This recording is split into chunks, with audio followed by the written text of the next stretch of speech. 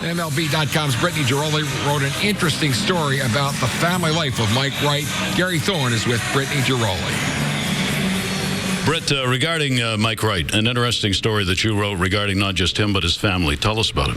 Well, about 2.5 years ago, Gary, his mother, Sherry, started kind of showing troubling symptoms. They went to the doctor. It took about 6 months to diagnose her with dementia, another 4 or 5 months for them to figure out that it was actually a very rare form of dementia. It's not Alzheimer's. It's called frontal temporal dementia, and that affects about 10 to 15% of people who are diagnosed with dementia. Again, it affects the memory, the brain, kind of a lot of confusion, things like that.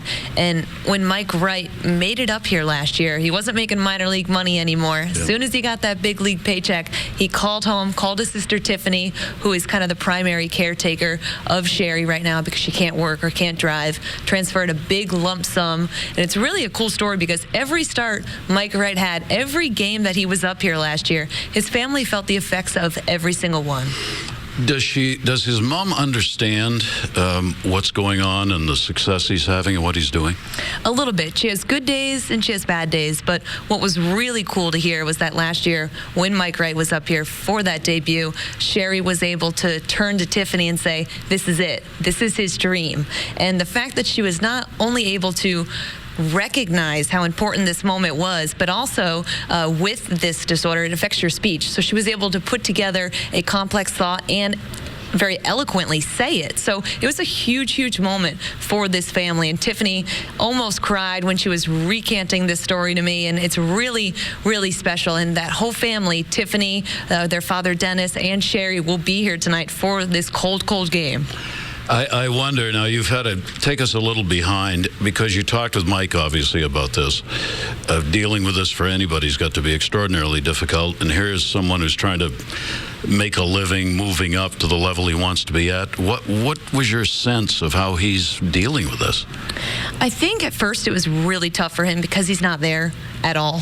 You know, the life of a Major League Baseball player that people think is so glamorous, they're away from their families for 8 or 9 months out of the year.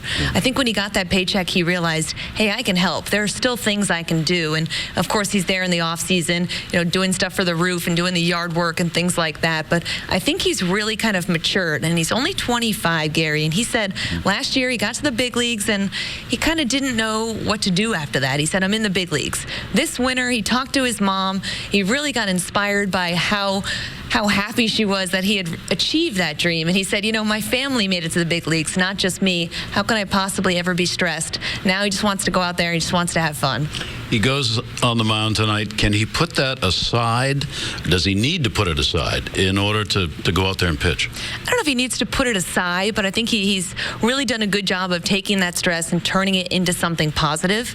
And having his family here is nothing new. His mom, his sister, they've made countless drives. They keep pushing back their vacation days and things like that to come to these games. They get mass in. They have the MLB app, all of that kind of stuff. So I don't think having them here is going to be any kind of ill effect on him. He's used to having family here. He said out of all the games that he was up in Baltimore last year, maybe one did he not have a direct relative here for. Brett, that's a great story. It's really an emotional one, obviously, for the entire family. Thank you so much. Thank you, Gary.